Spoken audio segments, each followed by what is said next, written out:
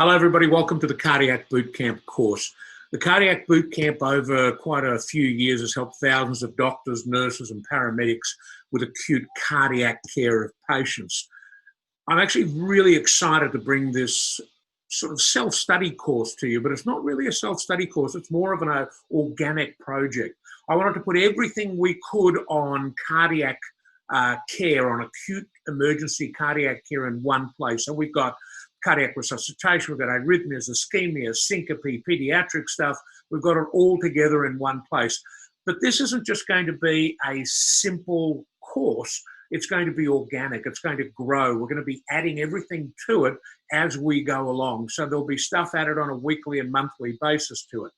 Apart from what you've got in terms of the modules of the course, there's also going to be a quiz. There's a monthly quiz that you'll be getting, and there's also going to be a weekly blog, which will either be cardiac evidence, something important in the cardiac literature, or an interesting ECG that you can try.